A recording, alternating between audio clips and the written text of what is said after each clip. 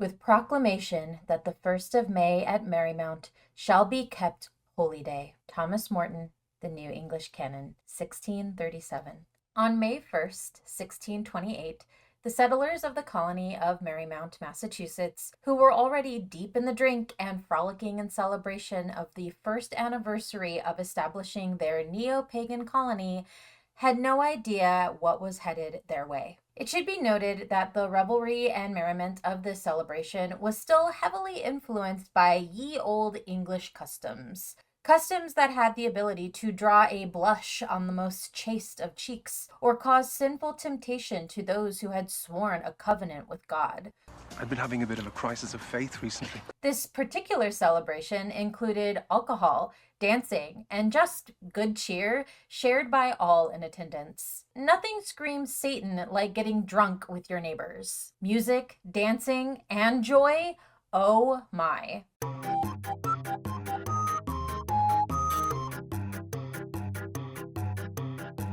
A year before, in the same location, an 80-foot maypole had been erected to celebrate the founding of the settlement. On May 1st, 1627, they named this place Merrymount. Said maypole soon became the focal point of the settlement, a goodly pine tree of 80 feet long, with a pair of buck's horns nailed on somewhat near onto the top of it, where it stood as a fair-see mark for directions on how to find the way. For some perspective, here is the average height range for a street side tree. And for good measure, the average height range for trees in city parks. This monster trucker was 80 feet tall, with antlers of a buck slapped on top of it. What a hell of a centerpiece for a settlement who seemed to be relishing in all its anti-Puritan spiritual glory. Sadly, little did the Merrymount celebrants know that by the end of that fateful day in 1628,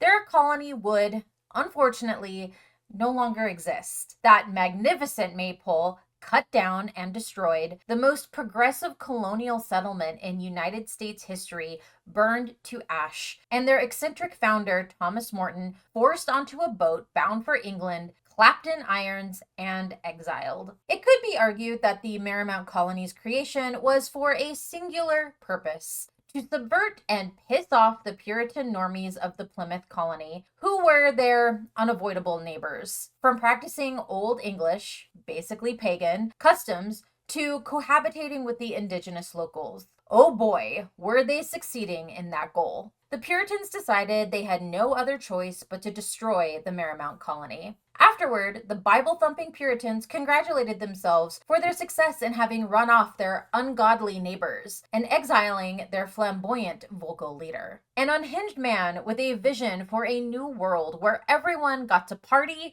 and have a good time. He thought that the Puritans should pull the sticks out of their butts and allow the frivolity to continue. After all, was the existence of Merrymount really hurting the Puritan way of life? Or was there a deeper reason for their drastic reaction? Nevertheless, Morton was shipped back to England. He was too loud, too charismatic, too hedonistic to be left to his own devices in the New World. A place that was supposedly advertised for those seeking a new way of life, free from religious persecution. Apparently, it was only meant for certain religious freedoms. Typical. Little did the Puritans know, as a godlike relief washed over them, watching the boat carrying Morton sail away, this would not be the last time Thomas Morton would try to f with them. He would be back, and next time, getting rid of him and his infectious, ungodly ideas would prove to be much more difficult.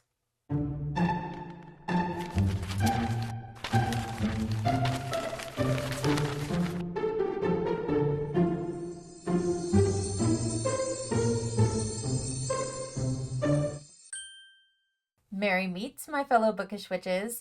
Welcome to Witchy Reads, a place where we talk about books and other bookish things. For as long as people have been publishing books featuring certain experiences or grievances about the world in which they live, there have been those who have sought to prevent certain types of books from reaching the general populace. A disgusting practice that is often and rightly referred to as book banning. Unfortunately, book banning has always been a thing, And yet, miraculously, there are those ideas scribed in ink and paper that manage to survive the flames of time. Some of the world's most controversial books are now seen, revered even, as classics. Great minds, such as Shakespeare, whose written words were thought to be critical of the monarchy, faced criticism. Even today, now considered a literary giant, some of his works still face banning, particularly in schools. Twelfth Night, for example, has been criticized and was even removed from school curriculums in New Hampshire due to its exploration of gender identity and sexual content. Oh, right. Ow! Oh, for the love of God! Bowdlerizing became a common term and practice for reworking, rewriting already published books, removing any content considered improper or offensive for the masses. This, of course, would result in the text becoming weaker, less effective, and therefore the end result that many of those book banners would want. A similar practice was soon implemented called expurgating, a process of removing offensive content prior to a book's publication. Walt Whitman's Leaves of Grass, published in 1833, was almost subjected to this, until public uproar prevented it and resulted in such sales of his book that Whitman was able to purchase a house from the proceeds. Back then, libraries were known to exclude works from their collections based on presenting bad examples for impressionable young readers. Certainly, an act that sounds familiar when compared to what is happening to many books today. Though similarities can be traced from the beginnings of book bans, there is still a stark contrast between the book bans of yesterday and the ones occurring now. Historically, the reasons behind such book bans would include sexual imagery, violence, and any conduct considered obscene. What has changed over time is how these terms are identified, how they relate to the First Amendment, and how books have been categorized, not only by genre, but by age. Adding into the mix is the growth of diversity in today's books, non-white, LGBTQ+, and disabled characters, and stories surrounding race or racism, religions outside of Christianity, mental illness, and non-Western settings. Book bans are nothing new, having endured for centuries at this point. But what has also endured is the resilience of those who seek to expose truths, to share information and tell their stories, such as the man, Thomas Morton, and his book, New English Canaan, a book written to expose the Puritans for what they were, and yes, to antagonize them for their actions. Thomas Morton very likely could have been the first, at least in the United States, whose words bound in a book managed to outlast those who sought to destroy them, but he certainly wouldn't be the last. The eyes of all people are upon us, so that if we shall deal falsely with our God in this work we have undertaken, and so cause him to withdraw his present help from us, we shall be made a story and a byword through the world. John Winthrop, Governor, Massachusetts Bay Colony. By 1630, more and more Puritans were setting sail for New England, seeing themselves like those ancient religious figures who also sought a promised land. A chance to escape the Church of England, to create a new Christian commonwealth that would follow the covenant of God. The Puritans viewed the Church of England as not holy enough, not chaste enough, and certainly not pious enough. It's not surprising then that when we think of the original settlers, we conjure images of stern-faced, black-hatted pilgrims, which is why it is hilarious that in the same decade, Devonshire-born Anglican lawyer, raconteur, libertine, rake, and crypto-pagan Thomas Morton established a very different kind of colony. The South Shore of Massachusetts, what is present-day Quincy, Massachusetts, in 1624 saw the original founding of Merrymount, which was initially called Mount Wollaston, after Morton's pirate co-founder, Richard Wollaston. Yes, Morton enlisted the help of a pirate to build his vision of a perfect society. But when it was revealed that the pirate was in fact behaving like a pirate, namely selling off Merrymount settlers into Virginian slavery, essentially human trafficking, to pay down some debts, Morton quickly realized his mistake. I didn't even realize there was piracy happening. In response, Morton gathered enough men to push Wollaston out of the colony and become the colony's de facto leader, rebranding and officially renaming it Merrymount on May 1st, 1627. The name was said to be a play on the Latin for sea, the mother of God. Most notably, the name reflected an emotion that was not at all associated with the Puritans: joy. Ooh, burn! In stark contrast to the stodgy Calvinists and Puritans of the Plymouth and Massachusetts Bay colonies, the Merrymount colony was thought to be a utopia, a society built upon pursuing art and poetry over industriousness and labor, where intercultural harmony would prevail over white supremacy. A place where a once strange alternative dream of what America could have been was celebrated, at least for a short time. That's not to say it was perfect. Thomas Morton himself was not infallible. His ideas were interesting, progressive even for the time period, but who he was, that is most remembered, was 1600s New England's grade A troll, a colonial troll, further proving that history won't remember your progressive, positive ideals unless you push them in the most ridiculous way possible. I don't know how many years on this earth I got left. I'm gonna get real weird with it. Of those that landed in the colonies during this time, the two that had the biggest beef with Thomas Morton were William Bradford and Captain Miles Standish, aka the original Mean Girls of New England. William Bradford was the governor of the Plymouth colony, who had a reputation for being sober in the worst way you could imagine. Exceedingly serious, grim in his beliefs, and allergic to all things fun. If that's your cute way of saying stick in the mud, 100%. When Morton arrived in Massachusetts, Bradford immediately began keeping a journal of all his personal petty grievances associated with the Merrymount leader. The most angsty teen-coded energy. Dear Diary, my teen angst bullshit has a body count. He accused Morton of being the Antichrist of Plymouth and labeled Merrymount a school of atheism. These poor Puritans were forced to live next to these godless settlers, watching them dance, drink, and f*** their way into oblivion. What a hell of a way to live. How dare Morton show his colonists how to accept everyone, actually live freely, and have fun without God's permission. Eventually, though, the endless partying, weapons trading, and marital relations with the indigenous locals proved to be too much for the stuck-up governor to handle. Enter Captain Miles Standish, the military leader of the Plymouth colony,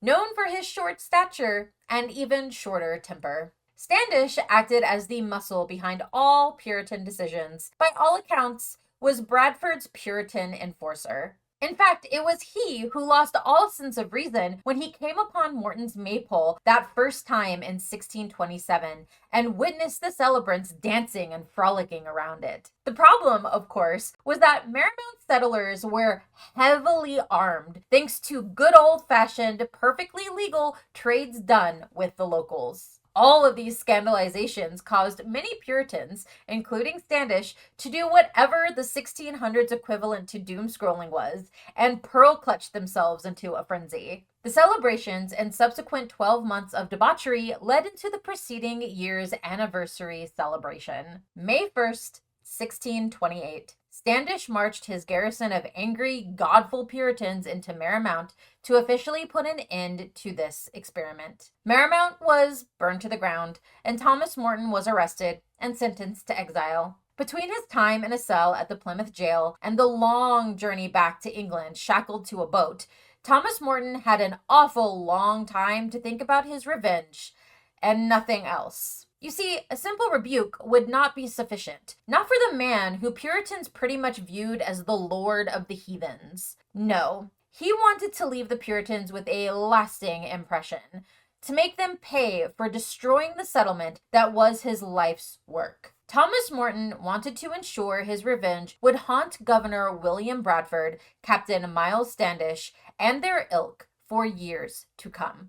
Honey, you've got a big storm coming. He is one of the strangest, most flamboyant, and most belligerently impious people ever to wander into the coastal scene, a nature lover, pleasure seeker, and a Rabelaisian celebrant of secular rights. Bernard Balin, the Barbarous Years. Thomas Morton could best be described as a cross between Shakespeare, Ron Swanson, and the cousin who gets kicked out of every family gathering because he insists on bringing illegal fireworks every time. With a vague English background, a habit for causing mischief, and a reputation for being rather shady, he was truly a man before his time. Despite his obvious disdain for the Puritans, the truth is he followed in their footsteps, abandoning England and crossing a vast ocean to a perceived freedom. New England was meant to be the place to set up the ideal society free of religious persecution. Puritans leaned further into God.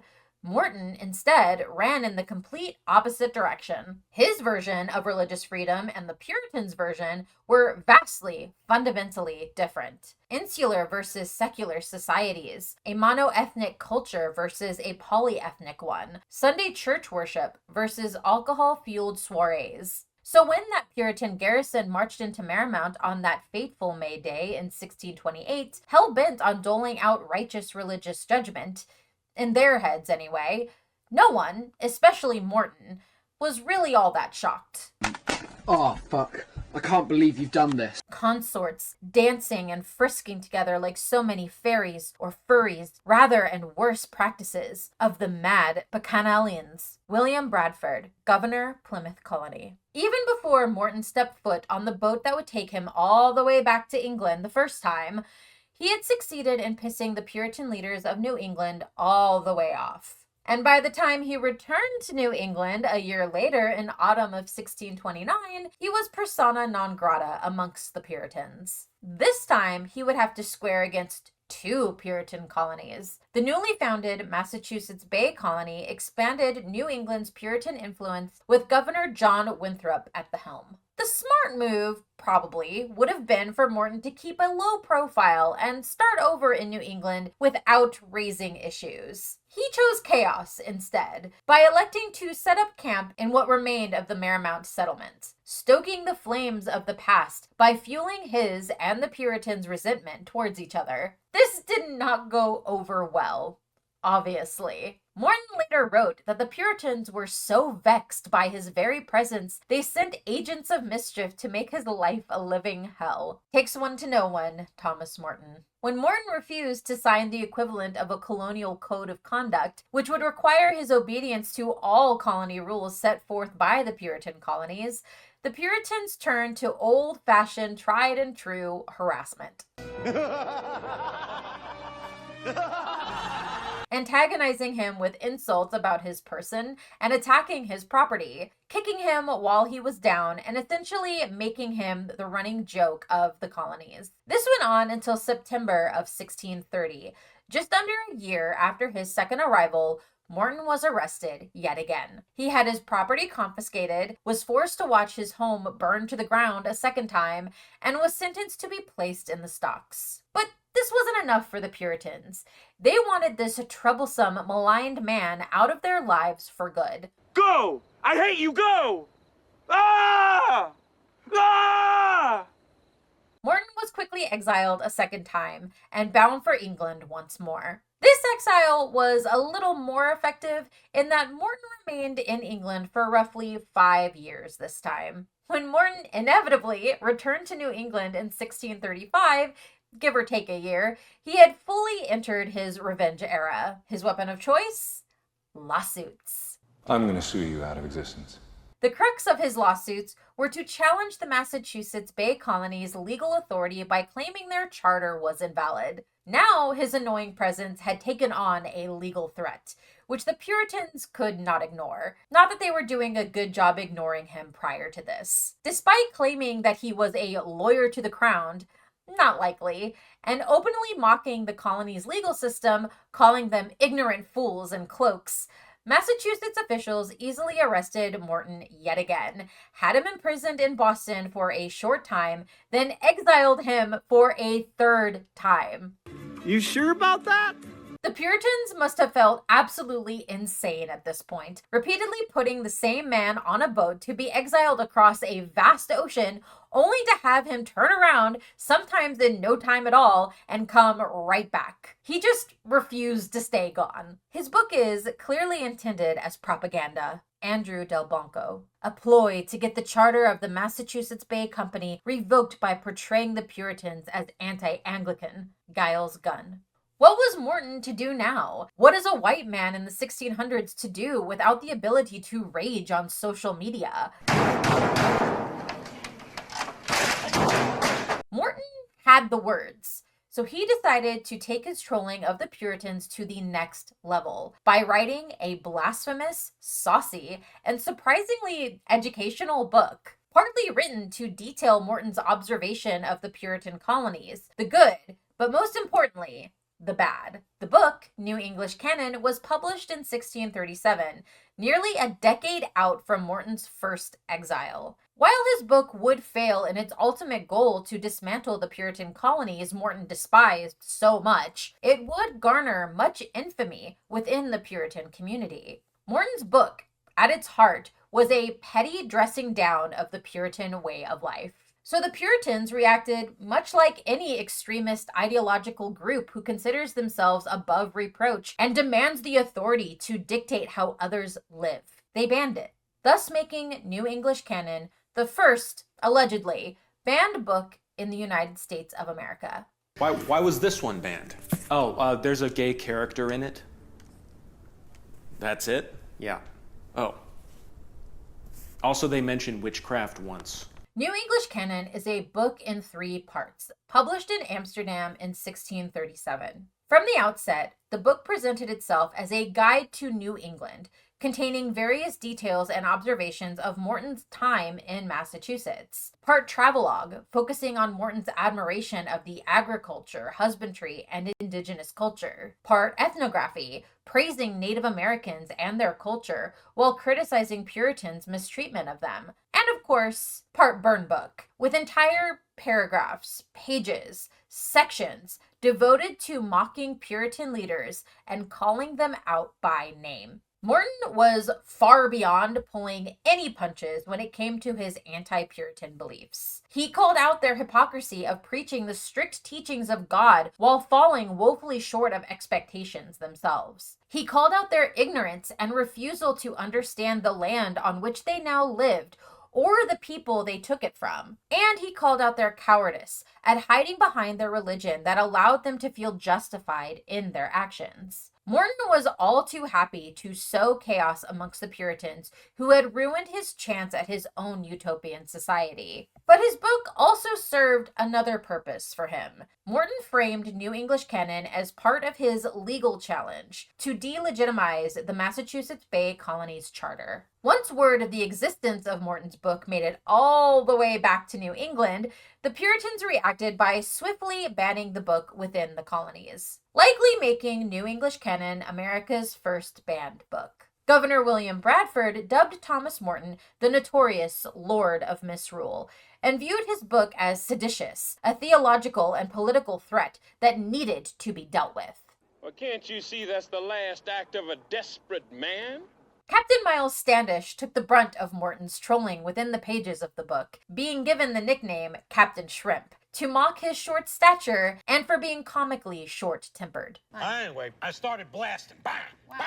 This mockery wasn't simply satire. It was public humiliation, just as Morton had intended. It's no wonder then that the Puritans, particularly the leaders of the settlements, wanted this book to disappear completely, along with the man who wrote it. This was more difficult to accomplish when a book has a way of traveling farther into the consciousness of its readers, a much farther reach than the man himself could ever achieve on his own. The Puritans' defense was that Morton's text was clearly aimed at dismantling their moral order and legal authority within the colonies, and Morton didn't deny this claim. But it's funny how prior to Morton's book, it was common in the Massachusetts colonies to find other forms of risque or humorous literature or art, such as bawdy ballads. Considering that these materials would clearly be at odds with Puritan heritage, it's no wonder that Morton called them out on the hypocrisy of it all. Once Morton's book began poisoning the well, as it were, by rightly pointing an accusatory finger at the Puritans' actions versus their words, they became maddened with the frustration and anger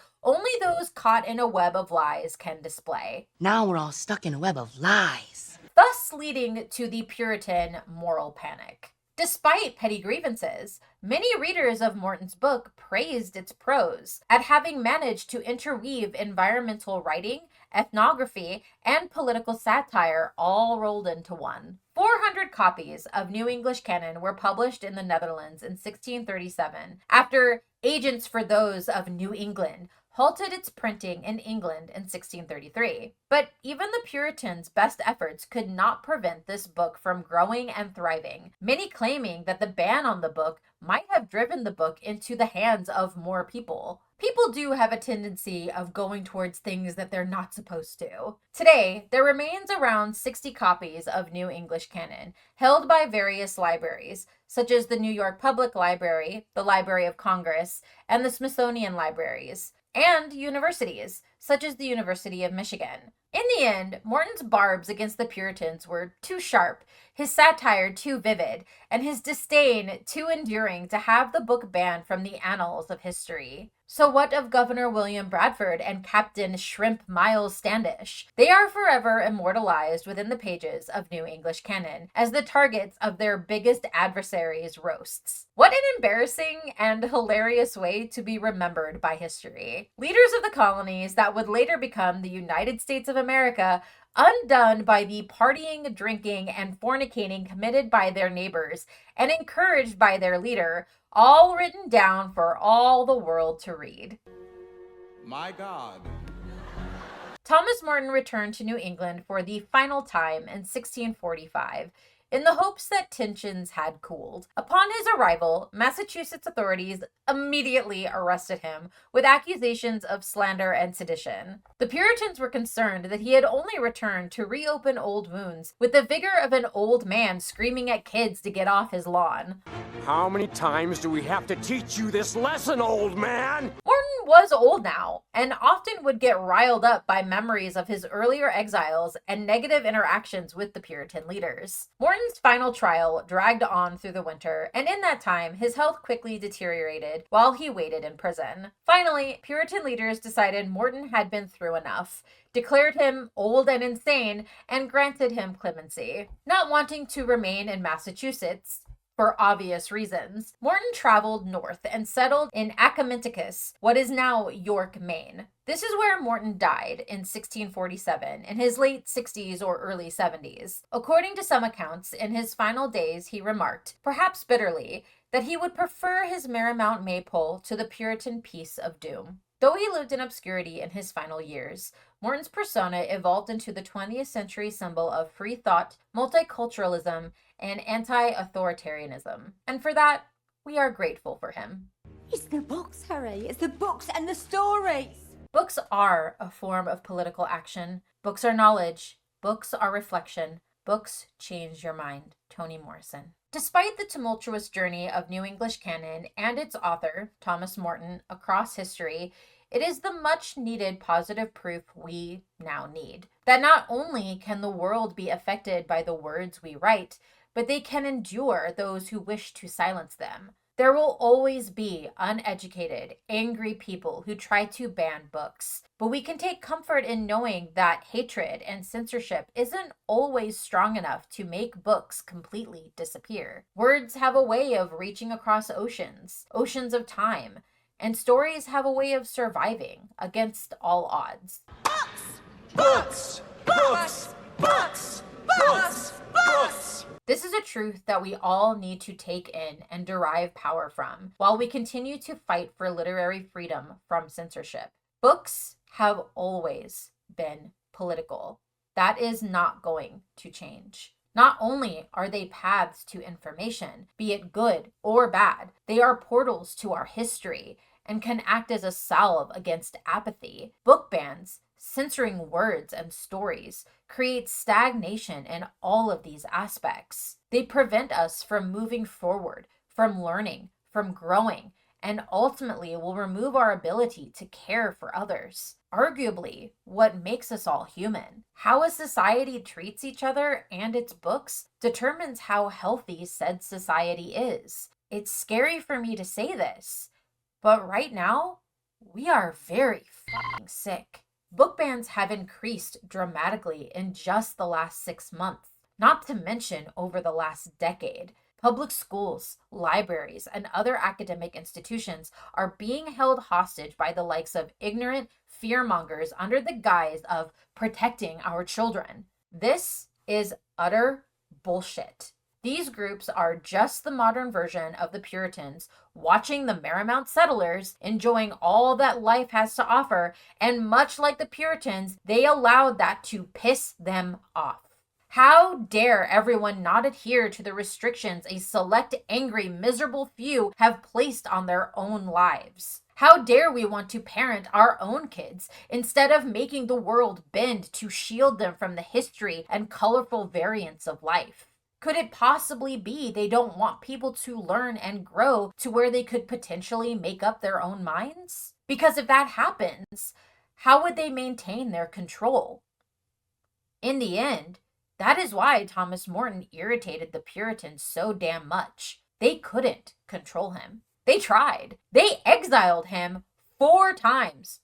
4 times! Putting him on a boat that would take months to get to its destination, and each time he came back. He then followed all that up with writing a scathing expose that sent the Puritans into a chaotic tizzy. They never gained the control over him they so desperately wanted. That's why, in the year 2025, we know his story, we talk about his book, and we learn from that experience. This is the power of books and why it is important that we continue to fight against censorship. If we have learned anything from Thomas Morton's story, it's that books have a way of surviving even the most wild of oppressions.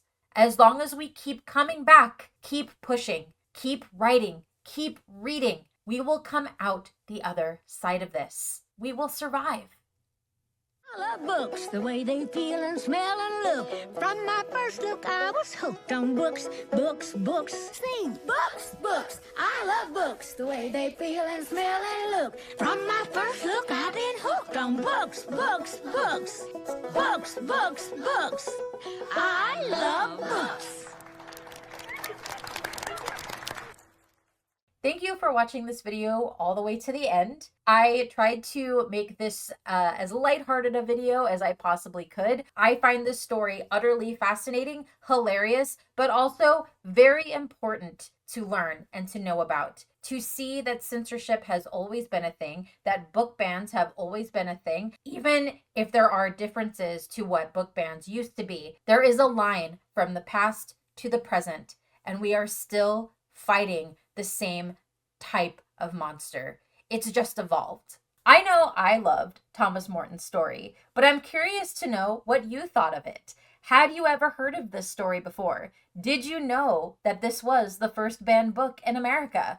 Allegedly. Comment down below what you thought, or comment your favorite banned book that you've read. I would love to get a collection of banned books that I should read, because the more we read banned books, the less likely they are to disappear, as much as the stodgy Puritans want them to. If you enjoy my videos and would like to support my channel, the best way to do that right now is to like this video, subscribe to my channel, and share this video with others. It really is a big help, and I greatly appreciate it.